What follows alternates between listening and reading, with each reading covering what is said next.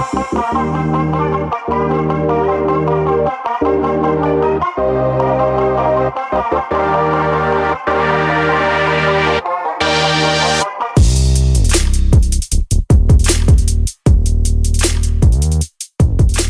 you for checking out Real Talk Personal Finance.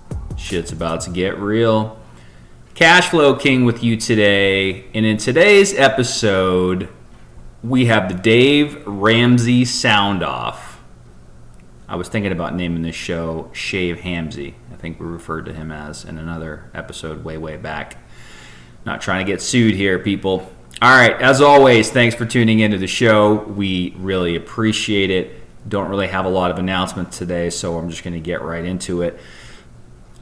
We had somebody write into the show and had some great feedback to give about the show. One of the things that they mentioned in their email to the show was they would be interested to see, because they had mixed opinions on Dave Ramsey, if we would maybe do a show on Dave.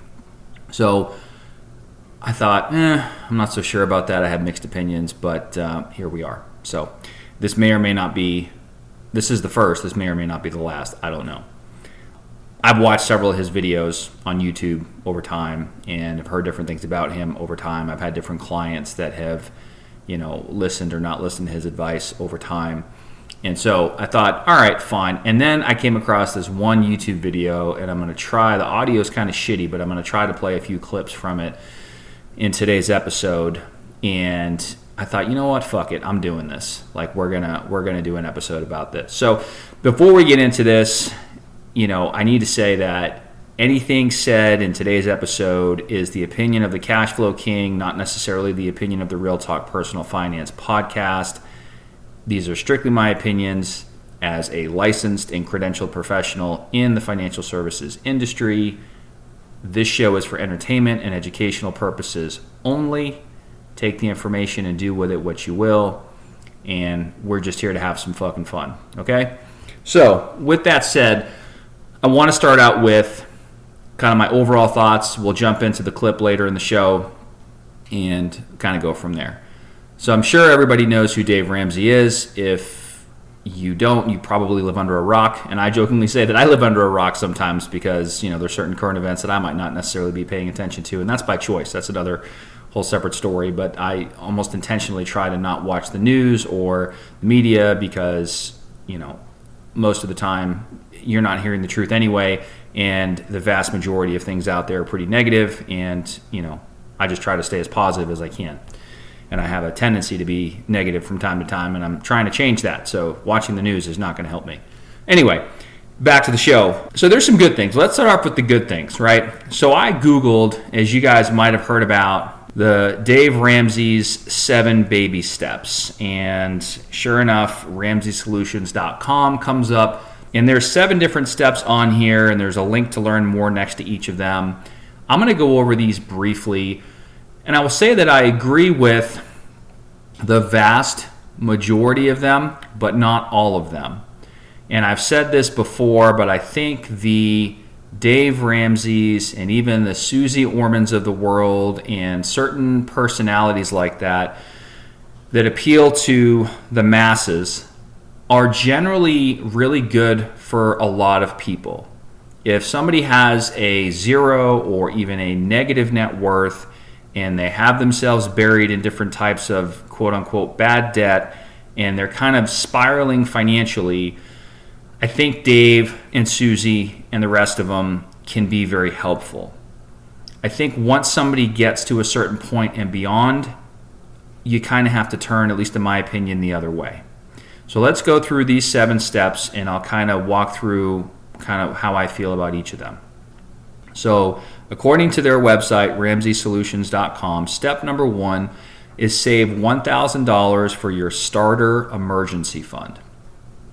I think that's perfect. If you don't have at least $1,000, and the vast majority of Americans in this country, according to many studies that have been done, I think there's all kinds of them out there, but most people, I don't know the exact statistic, but I think it was over half, maybe close to 60% of Americans couldn't come up with $400 for an emergency without going into debt. So if you don't have $1,000, I think that's a great place to start. So I would say that I'm in agreement with step number 1 of saving $1,000 for a starter emergency fund. If you don't have that, I think as he likes to say, or I've heard it somewhere, your hair's on fire, and I would say that is pretty accurate. Nothing good is going to happen when you don't at least have $1,000, because if anything comes up or goes wrong, all of a sudden that's a fucking emergency, right? If you have a flat tire and you end up having to replace a tire or a set of tires on your vehicle, or something else happens to your vehicle and you need to take it in for service, or all of a sudden you have a fucking water bill that is way over because somehow the utility department in your area screwed something up, or whatever the case is, any little thing at all is going to become an emergency when you don't have at least $1,000. So I think most people will probably agree that that's a fine place to start. So that's step 1. I'd say I'm in agreement with that. Step number 2 is, according to their website, pay off all debt, and then in parentheses, except the house, using the debt snowball. So for those that aren't familiar with debt snowball versus debt avalanche, we did a show on Get Your Money Right. We did some segments, I believe, at the beginning of this year in 2024 of the Get Your Money Right segments. And if you go through those, there is at least one show in there where we talk about, gathering debts and then debt payoff and the order that you should do that. And I know there's all these fucking fancy terms out there, but I believe the debt snowball, the way that they're using it, as far as the way Dave's using it, is different than the debt avalanche. And so I would say that I agree with the concept of paying off high interest rate debt, but I don't agree with the method that they're promoting. I understand why they promote it this way, but I don't agree with it. And it's simply math. So I think for most people, even though mathematically this might not be the correct way to do it, it's going to motivate them to continue. So let's kind of dig in a little bit. So the debt snowball would be, let's say you had a bunch of credit cards. You would make the minimum payment on all of them, and then you would focus on the lowest outstanding balance, and you would tackle that first and put all your extra cash flow towards that small expense to knock it out. Then you would move on to the next smallest outstanding balance, and then you would knock that out, and you would continue in that way without regard to the interest rates on these different debt components. That's the debt snowball. That's what Dave promotes. The way that most people probably should do it, and again, maybe that's it for some because of the psychological aspect, right? They feel like they're making progress, even if it's mathematically not the most sound and 100% correct. It's directionally correct. It's good enough, and I think that's what he's going for. So from that standpoint, I guess you could say, all right, I can see where he's coming from. But mathematically, what they should do instead is this debt avalanche method where they're paying the minimum payments on all the cards, but instead of starting with the smallest outstanding balance and trying to knock that out, you want to start with the highest interest rate and knock that out. And then you want to go down to the one with the next highest interest rate and knock that out. And mathematically, that makes sense depending on the size of the debts and the interest rates that you're dealing with psychologically and emotionally. That might not make a lot of people feel like they're making enough progress fast enough. And I think that's probably why Dave doesn't use or promote this debt avalanche method, because some people are just going to get frustrated. They're going to say, fuck it. They're going to walk away, and they're not going to be any better off. So even if it takes them a little bit longer, even if they're paying a little bit more interest, even if it's not 100% mathematically correct and sound, I could see why he would recommend the debt snowball method. Personally, I don't think it's optimal, but again, he's trying to appeal to the masses, and so I can see why he's doing that. So mixed feelings on step number 2. I like the concept, I don't like the tactic. I like the strategy, I don't like the tactic, right? Step 3 is save 3 to 6 months of expenses in a fully funded emergency fund. I might have said this on other shows before. I think we did one not too long ago on, what was it, Cashflow Rockefeller Prince's show, and we talked about, I think it was me and Cube on there, talking about emergency funds, liquid savings, suggested amounts. It's going to be different for everybody. I think 3 to 6 months for most people, especially when you're starting at the bottom, even getting to 3 months is a significant accomplishment. And I think for most people that probably gets it done. So I don't have any issue with that. I think that's totally fine. Could you save a little bit more than that? Yes, you could, depending on your situation. Again, single versus dual income, type of job that you have, job quote unquote security, whether or not your income is fixed or variable. There's all different factors that will, kind of bump up into that. But I think 3 to 6 months for most people is okay. I like 6, obviously better than 3, but I'm fine with that step. Step 3, okay, great. Step 4. Invest 15% of your household income in retirement. I think that's okay. I think that for most people that are not going to have a traditional defined benefit pension plan, which is most Americans, 15 to 20% for those that want to retire at your traditional retirement age is probably in the ballpark for most people. It's probably in the range that they might need to. Obviously, if they want to retire sooner, they might need to do more. If they don't mind and they are okay with working later, they might be okay with doing less. If they are going to have a traditional defined benefit pension plan, then also they could perhaps, put away a little bit less. So I think it's in the ballpark of the 15 to 20% range. I'm okay with the guideline there. But we've talked about this on the Lifetime Flexibility show. We talked about the tax triangle. I think that people need to, in addition to just putting money into retirement accounts, they also need to put money into potentially non-retirement accounts. That's my opinion. I don't see anything in here that says anything about, building up a taxable brokerage account, for example. I think that's, that's certainly a fine thing to do. And maybe if the person only has 15% to work with, and obviously you need to take in, retirement plan, matching situations and whatnot. We've talked about that on previous shows. But maybe 10%, assuming that's getting at least the full employer match, or it is getting the full employer match, and then some potentially, that can go into the retirement side of things. But maybe that 5% starts to build up the non-retirement side of things. I don't think Dave really gets into any of that. I don't know. I don't follow him religiously. Again, I've heard about him over time, watched some videos over time, and just looked some things up in preparation for the show. But I would say that, if you can do 15% towards retirement and still put away some money in a taxable account, even better. But if 15% is kind of your guideline and that's a stretch and that's all you have to work with, maybe you split it up a little bit. So I don't think he really goes into that. But again, for the most part, I'm okay with step number 4. Step number 5, which I think this sequentially, 4 and 5 is important. Step number 5 says, save for your children's college fund. And so I would say that you definitely want to save for your kids' college after you're saving for your own retirement. And we've talked about this on the show before, I think with Retirement Hitman back in the day. I'm trying to get him back on, by the way. So if you're listening, bud, I hope you have a great vacation. But when you get back, and I'm actually going on vacation soon too, but when we get back, we got some shit to do here.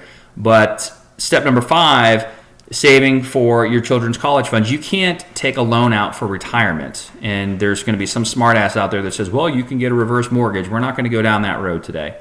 But short of something like that, you really can't take out a loan for retirement. But you can, not saying you should, but you can, or your child can, children can, take out a loan for school. And I'm not going to dwell too much on this because different people have different opinions. I'm not here to tell anybody what to do or how to pay for or not pay for school for your kids. That's completely up to you.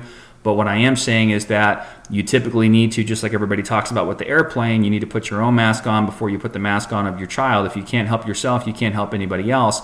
And I think that's very well illustrated in the sequence of these steps 4 and 5 here, right? Retirement first, college savings for your children or your child second.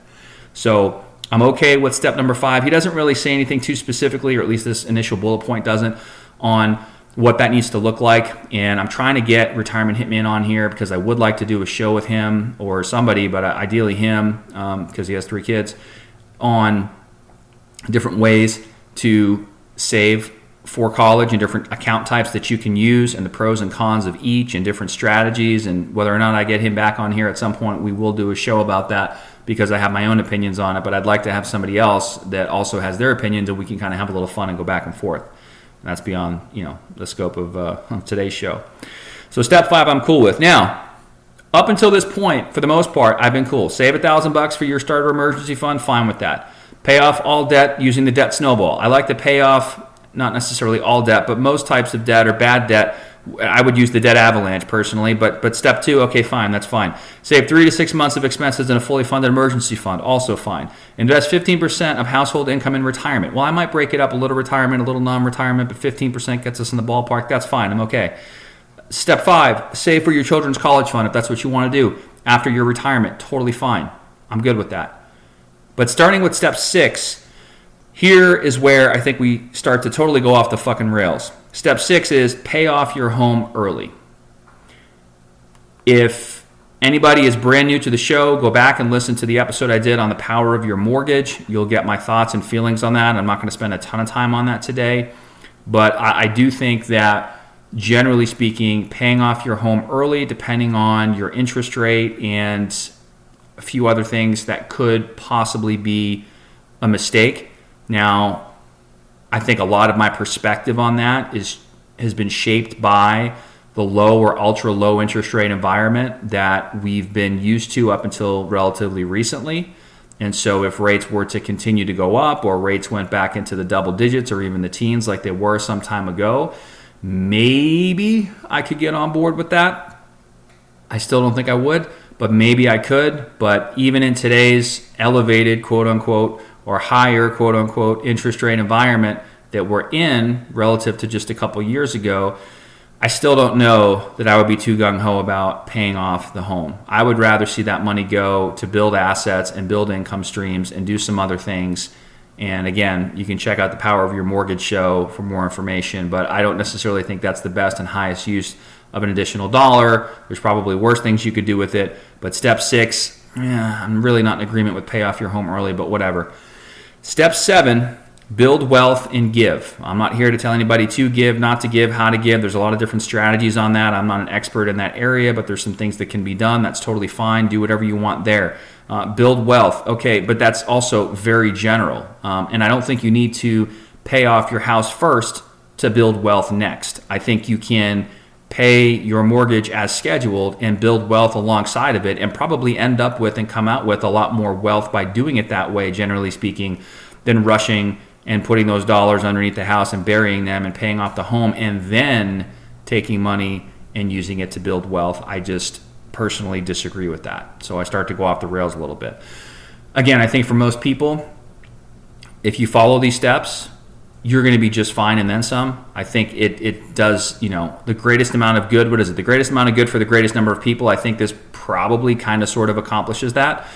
But I think for those listeners that are more sophisticated, that are a little bit more advanced, that have a positive net worth and are already building wealth and are already exposed to and understand the basic concepts and principles of personal finance, I don't think these 7 steps are going to do anybody any favors, right? So those are my feelings on it. And we could just stop there and call it a day, and that's fine.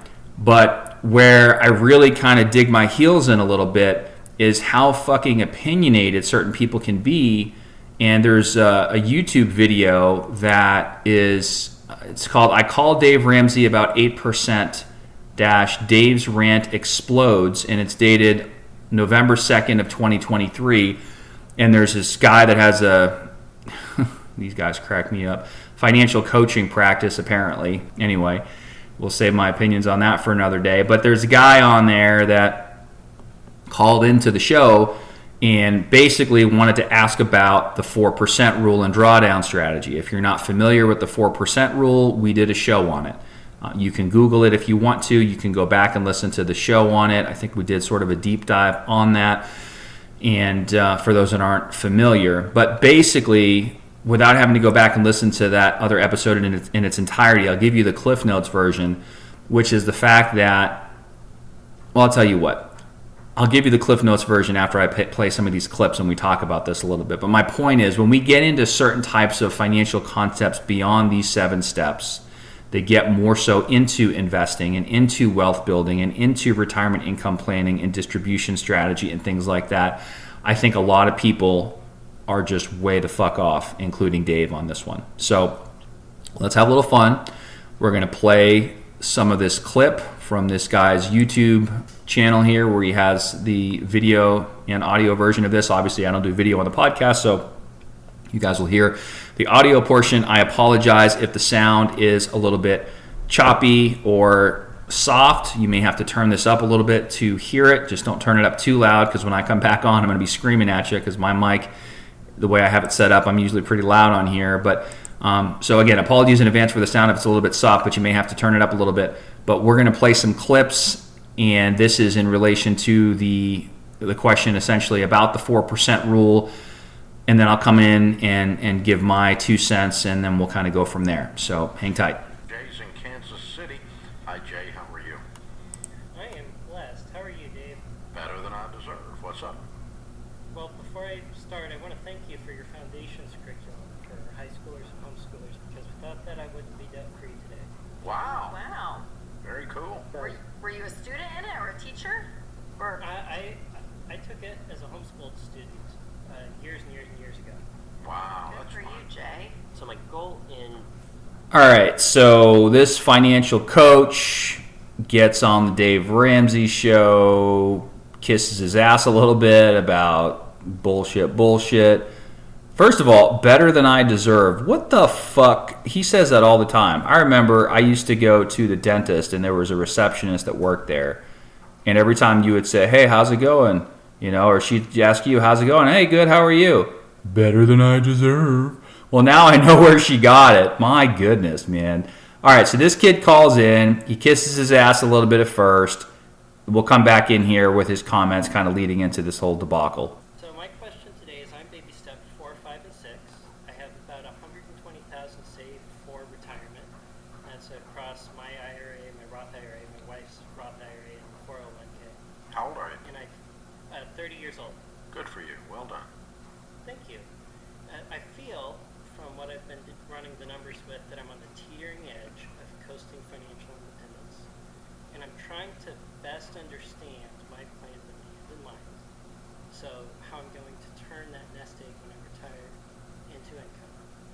I found on your website a little article that talks about 4 to 5% withdrawal rate. Now this is the first citation, the article that got taken down. And I was trying to run the numbers around that, and I thought I was close. And then about, what was it, a month ago, George Camel released a video that said that the withdrawal rate for a 30-year time horizon should be closer to 3%. So if I can establish financial independence comfortably, then I was wondering if I could ease up maybe step 4 to pay off the house faster. Okay, I'm a little confused because I don't know what the hell George is doing a 3% withdrawal rate, because that's absolutely wrong. I'm going to have to find out where that video is and get it taken down, because that's just wrong. You don't need to have a 3% withdrawal rate. That's ridiculous.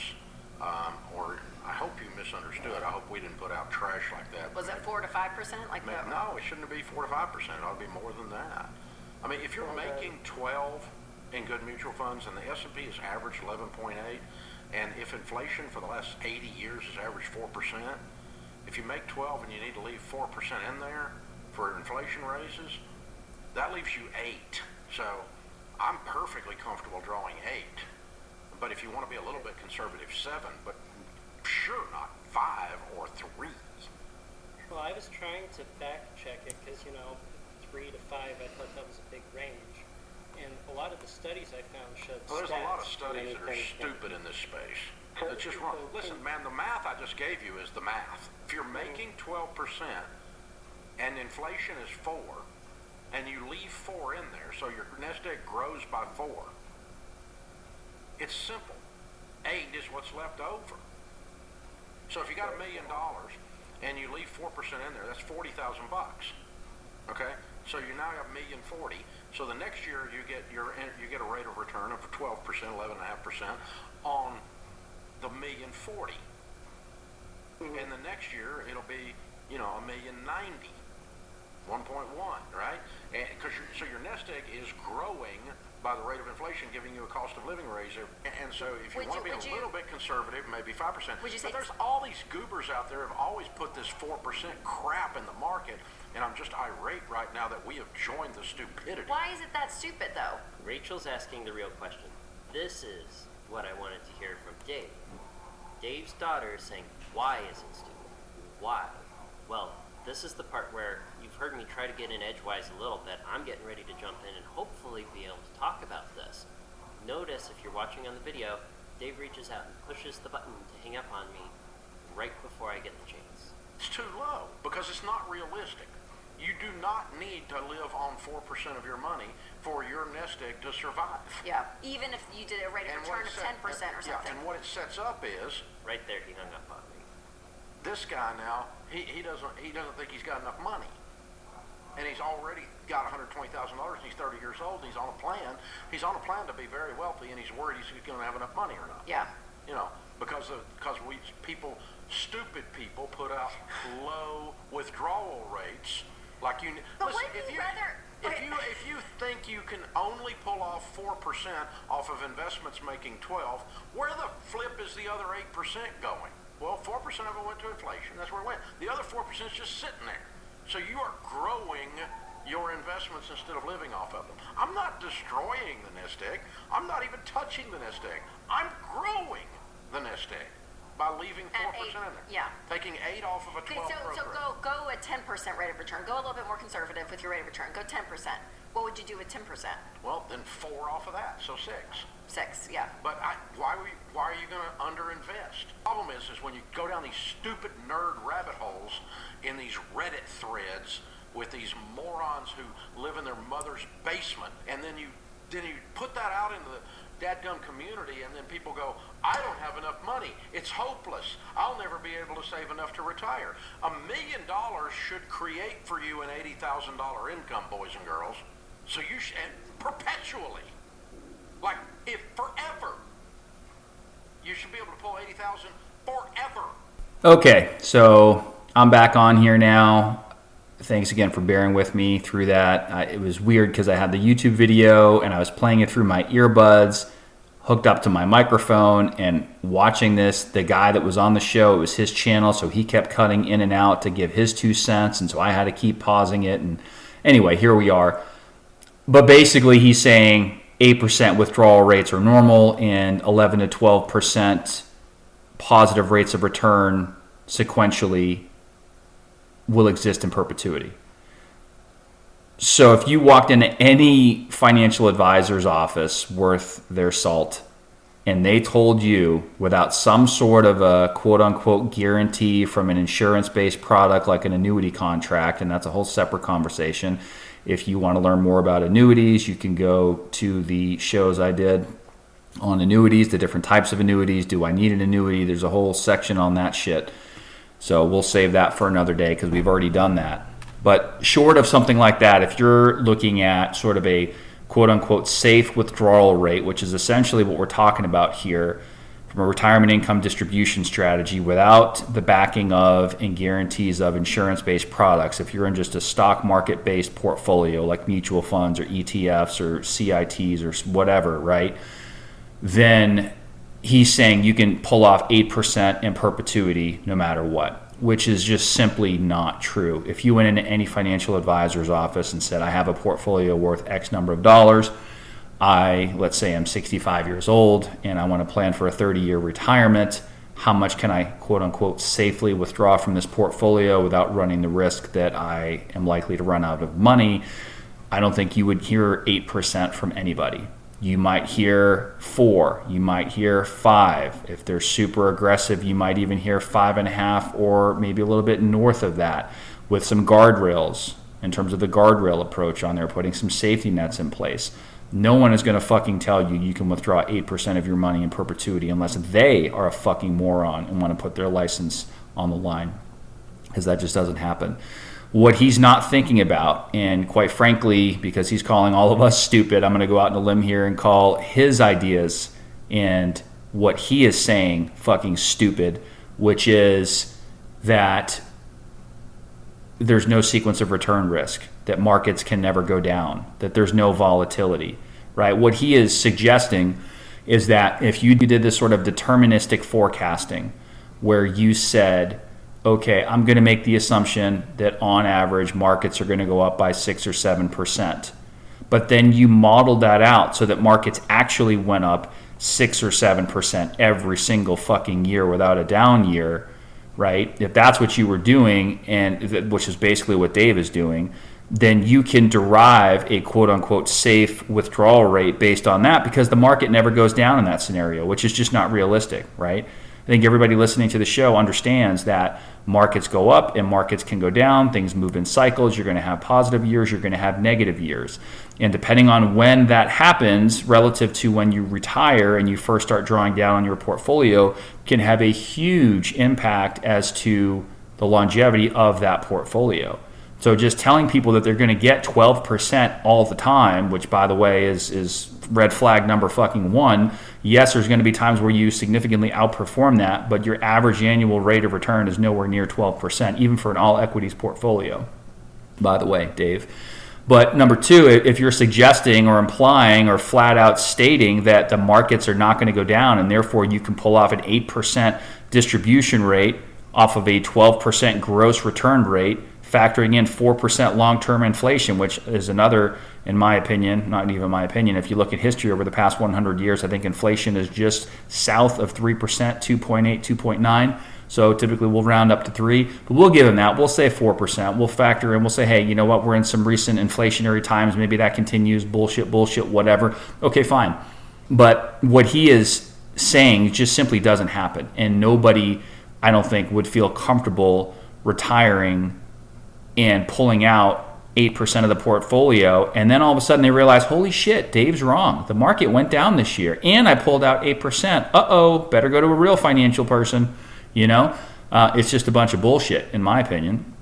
Now, I've not seen the article that the caller, this quote-unquote money coach, was referencing about a 3% distribution rate.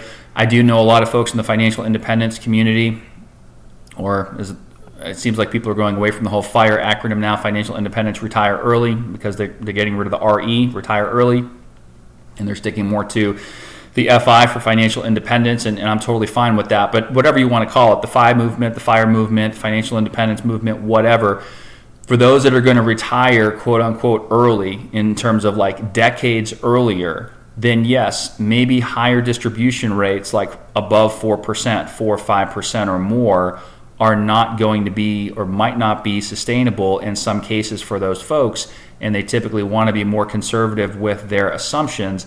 That's where some of these lower distribution rates generally come into play, where people are thinking, well, what if I took a 3 or 3.5% distribution rate as opposed to 4? What if I took 3.25% as opposed to 4? Because they understand the sequence of return risk. They understand longevity risk. They understand that markets not only go up, but they also go down. And they understand that 12% positive returns in sequence perpetually is just completely unfucking realistic. So get real, Dave, right? Like, seriously. It's crazy. So I had mixed feelings about doing this show, and I came across that clip, and I'm like, fuck this guy. You know what I mean? Like, we got to put something out and just tell it like it is. So anyway, for those of you that are interested in any of those topics, we've done shows, again, on annuities. We've done shows on the 4% rule. We've done shows on, all kinds of shit, really. We talked about the emergency fund and how much somebody should have and all that kind of stuff. That's all baked into the podcast in prior episodes. But as far as this goes, the kid that called in, I think he said he was 30 years old with like 120 grand or something like that in retirement. That's okay, fine. Yeah, he seems to be on a good trajectory. But now he's thinking about, I think his initial question was basically, what did he say? But going back to step number 4, right, which is, 4 to 6. He was gonna take his foot off the gas. That's what it was. He was gonna take his foot off the gas on step 4 with investments, because he thinks he's going to be coast financial independence, and skipping ahead to step 6, I think it was, to pay off his home early. I think that was essentially what his question was. Even though at the beginning of his call he mentioned he was debt-free, which I'm assuming he's just talking about consumer debt and everything but the house accomplished from step number 2. And I'm kind of reading between the lines. There's probably another 8 minutes left in this kid's clip, and quite frankly, he's wearing a fucking bow tie, and I can't look at the guy anymore. Sorry, bud. It's just a little bit too much for me. But anyway, so that's one clip from Dave that I thought was just completely off the fucking wall. You got a lot of people a lot smarter than him that have run numbers on this, and yes, there's been adjustments to it over time, but in none of those scenarios, in none of those adjustments, in none of those approaches will you probably ever hear anybody tell you an 8% withdrawal rate without any sort of guarantee-backed solution is sustainable and that your portfolio is never going to go down, because that's pretty much what he's saying. So for him to call the industry and people that work in the industry like myself stupid and call the studies stupid, I don't think we're the ones that are stupid here. So that's my 2 cents. All right, so coming back to another clip here on another channel. This video is titled "The Ramsey Show Reacts to Bad Financial Advice on the Internet," episode 8. And this was from about a year ago. This video, and I really haven't watched much of it, but kind of skimmed through a little bit. It's almost an hour long. It's like 56 minutes. But I'm going to play a clip from when they talk about the host, I think everybody knows Steve Harvey, of the game show Family Feud. And I'll just kind of play the clip and let them talk a little bit. But it's really interesting because the 100% completely debt-free mindset that exists, or apparently exists, in the Ramsey community is something that they feel very strongly about. So let's take a listen here. Harvey's hosting this show, and one of the contestants that's a part of this family, the question was all about a milestone that you'd love to achieve. Let's play the clip. Let's play it. Play that, James. Give me a milestone people achieve they can be proud of. Well, one day, I would like to have no debt.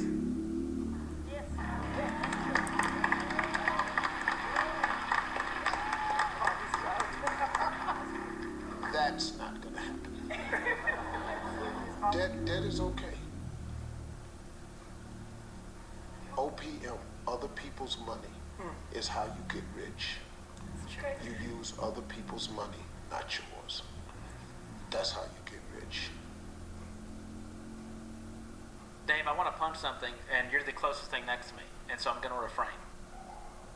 You know, here's the thing. If you're a game show host, that's cool. But you probably ought to just like host the game show and not give out financial advice, for one thing. The second thing you shouldn't do is give out financial advice if you're... All right, so I cut the clip there. I don't know how true this is or not, but Dave goes on to say that you shouldn't give out financial advice if you're a game show host. And then the second part of that got cut out was that you shouldn't do so if you're, I think he said, $25 million in debt to the IRS. I have no idea whether or not that's true, and I really don't care.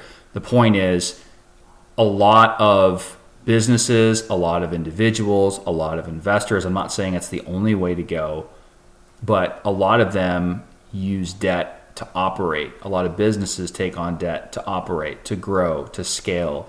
And as long as you're doing it in a responsible way, you actually can build wealth that way. In fact, I've never really taken the time to go back and run the numbers, but personally, I mean, my house, my primary residence, which is nothing fancy by any means, could have been paid off a long, long, long time ago.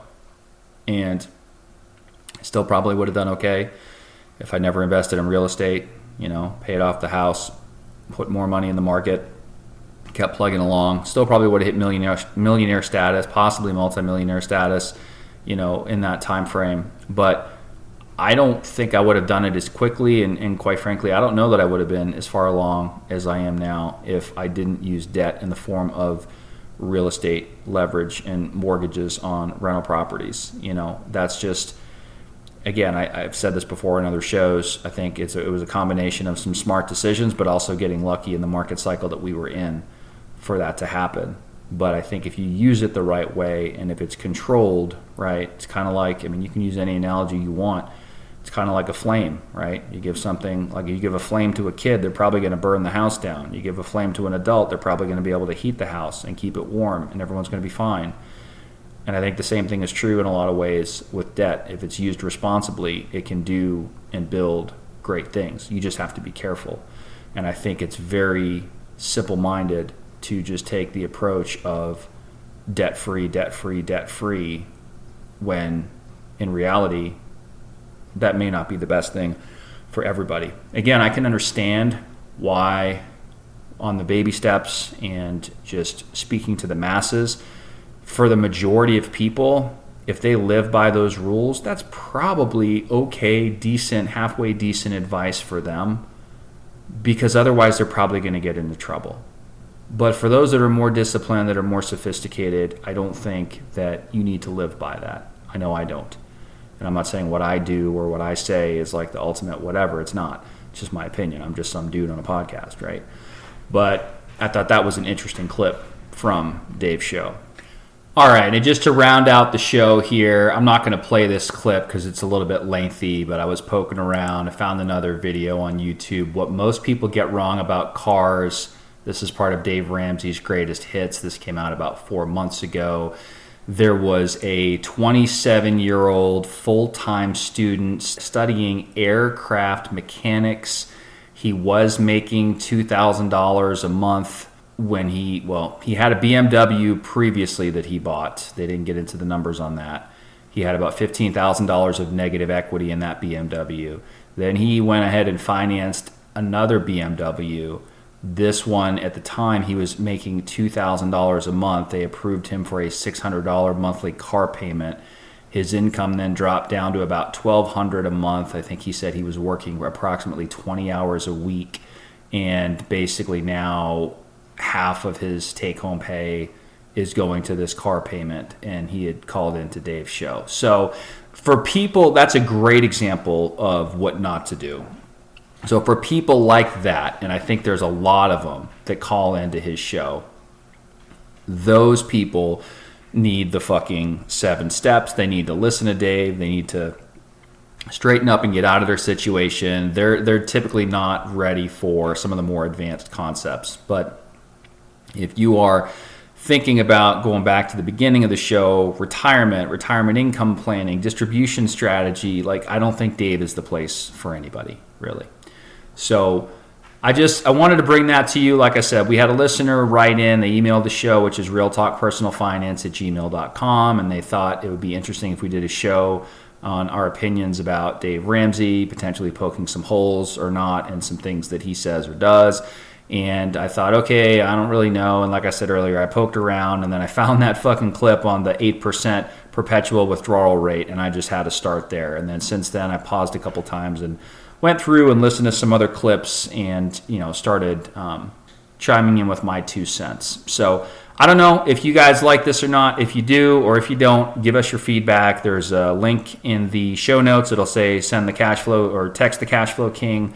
You can send us a fan mail that way. You can also email the show, realtalkpersonalfinance@gmail.com. Give us your feedback.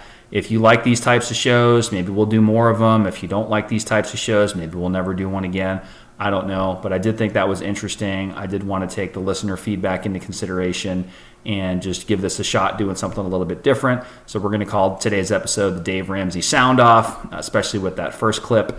Hope you guys liked it. Let us know, and we will see you in the next episode. Check the mic and make sure it sound right, boys.